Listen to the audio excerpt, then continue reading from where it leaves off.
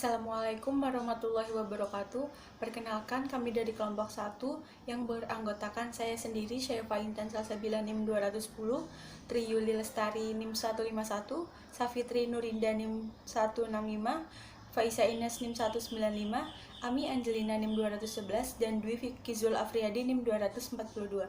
Kami di sini akan mempresentasikan tentang teori portofolio dalam investasi.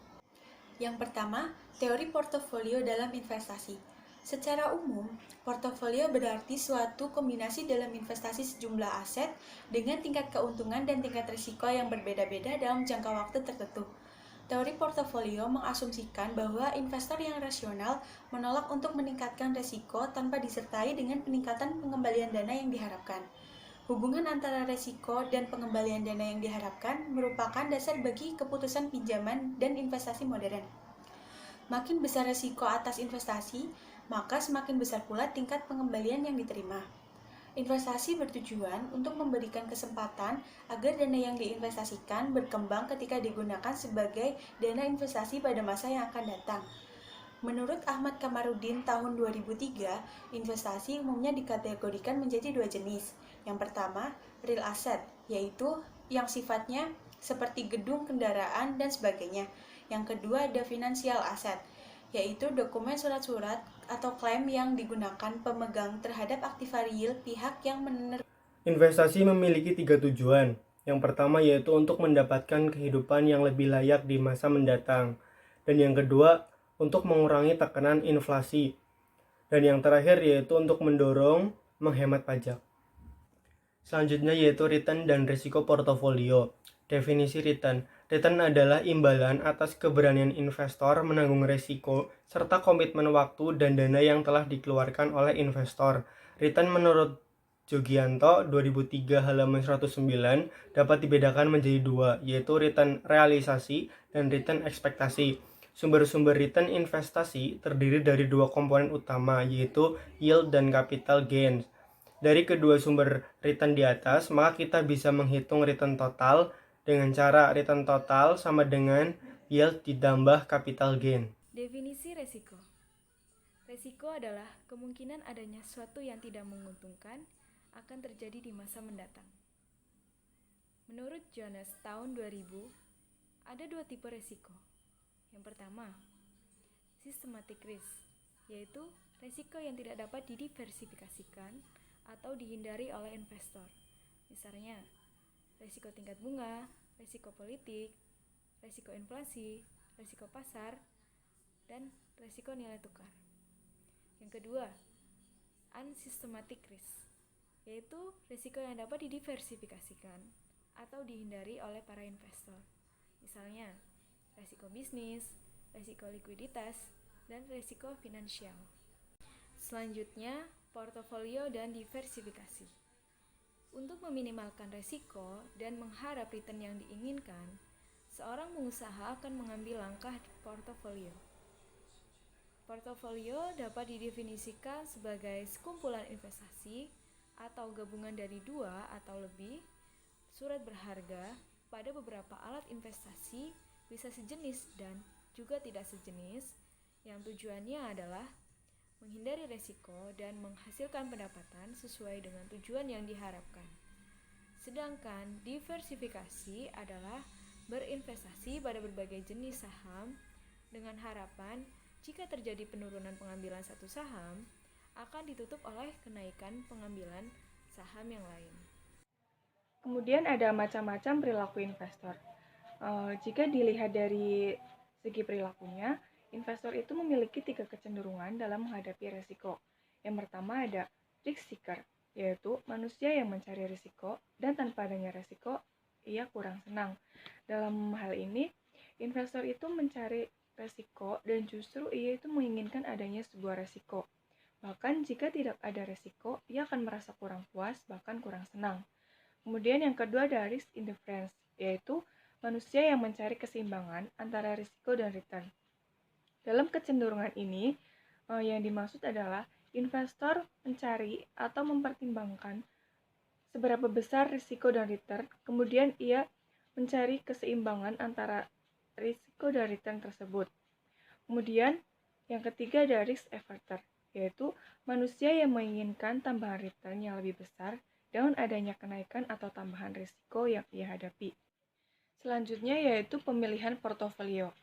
Dalam memahami pembentukan portofolio, ada 3 konsep dasar yang perlu kita ketahui, yaitu ada portofolio efisien dan portofolio optimal fungsi utilitas, dan kurva indifferent aset beresiko dan aset bebas beresiko.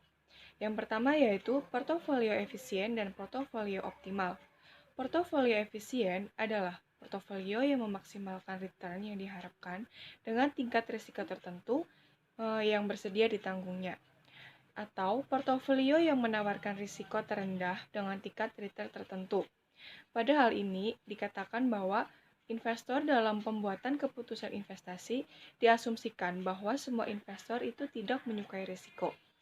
Misalnya, jika ada investasi A dengan return 15% dan risiko 7%, kemudian ada investasi B dengan return 15% dan risiko 5%, maka sudah dipastikan bahwa investor yang risk averse akan cenderung memilih investasi B. Portofolio optimal yaitu merupakan portofolio yang dipilih investor dari sekian banyak yang ada pada kumpulan portofolio efisien. Portofolio yang dipilih investor yaitu portofolio yang sesuai dengan preferensi investor bersangkutan terhadap return maupun terhadap risiko yang bersedia ditanggungnya.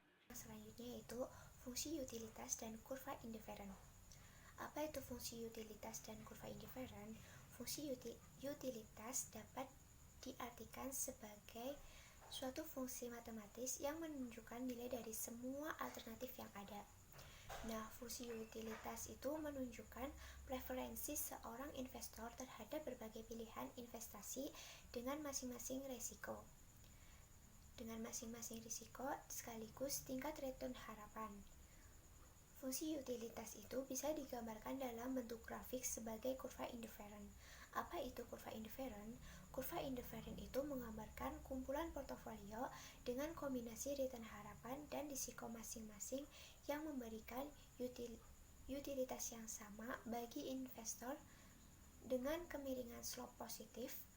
Nah, kemiringan slope positif pada kurva indifferent itu menggambarkan bahwa investor selalu menginginkan return yang lebih besar sebagai kompensasi atau risiko yang lebih tinggi. Materi pemilihan portofolio yang selanjutnya yaitu aset beresiko dan aset bebas risiko, di mana semakin enggan seorang investor terhadap nilai risiko atau risk averse, maka pilihan investasinya akan cenderung lebih banyak pada aset yang bebas risiko. Nah, aset bebas risiko ini adalah aset-aset yang tingkat return aktualnya di masa depan masih mengandung ketidakpastian. Salah satu contohnya yaitu mengenai saham. Nah, aset bebas risiko. Yang kedua yaitu aset bebas risiko. Aset bebas risiko ini merupakan aset yang tingkat returnnya di masa depan sudah bisa dipastikan pada saat ini dan ditunjukkan oleh varians return yang sama dengan 0,1. Contohnya yaitu aset bebas risiko. Aset bebas risiko adalah obligasi jangka pendek yang diterbitkan pemerintahan seperti sertifikat Bank Indonesia atau SBI. Selanjutnya, model portofolio Markowitz. Teori portofolio dengan model Markowitz didasari oleh 3 asumsi, yaitu periode investasi tunggal, misalnya 1 tahun. Tidak ada biaya transaksi. Preferensi investor hanya berdasar pada return yang diharapkan dan risiko. Memilih portofolio optimal. Permukaan efisien ialah kombinasi aset-aset yang membentuk portofolio yang efisien. Merupakan bagian yang mendominasi titik-titik lainnya karena mampu menawarkan tingkat return yang lebih tinggi dengan risiko yang sama dibanding bagian lainnya. Pemilihan portofolio optimal didasarkan pada preferensi investor terhadap return yang diharapkan dan risiko yang ditunjukkan oleh kurva indifferent. Investor membuat keputusan yang disebut sebagai keputusan alokasi aset.